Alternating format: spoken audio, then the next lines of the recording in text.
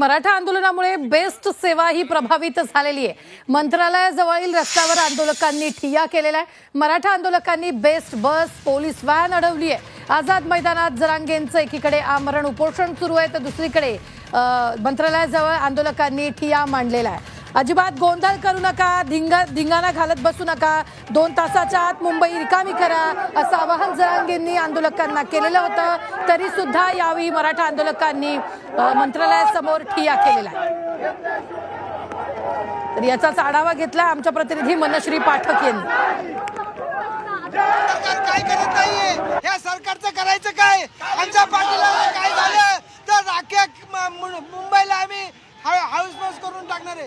आमच्या पाटलांचं उपोषण चालू आहे। पाटलांच्या उपोषणात काय जर जागा फटका झाला पण मागे आपण बघतोय की बेस्ट बस थांबलेली आहे। मुंबईला थांबू देऊ नका असं मनोज जरांगे म्हणालेले आहेत। मुंबईला थांबवलेलं नाहीये, आमच्या सगळ्या गाड्या तिकडे थांबवलेल्या आहेत।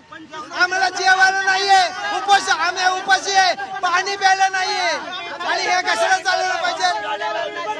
आम्ही 20 किलोमीटर चालत आलेलो आहे। जीवन वाहिनी जी आहे ती थांबवली गेलेली होती, मात्र ज्या बेस्ट बसेस आहेत, आपण मागे बघितलं की बेस्ट बसेस आहेत, ही खासगी वाहन आहेत। खासगी वाहन आहे का तुमचं? डिफेन्सची गाडी आहे, डिफेन्सची गाडी आहे ही। ते थांबवली आहे, पर्यायी रस्त्याने जाणार आहेत का? रिटर्न जातो आता। तर आता आम्ही माघारी जातो असं सांगितलंय। मागे बेस्ट बस सुद्धा आपल्याला रिटर्न घेताना बघायला मिळालेली आहे। त्याच्यामुळे एकंदरीतच परिस्थिती जी आहे ती आपल्याला मुंबईतली बिघडताना बघायला मिळते।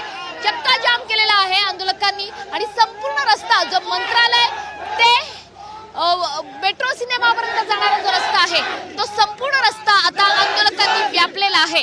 कॅमेरामन रवी पाटील, झी 24 तास, मुंबई।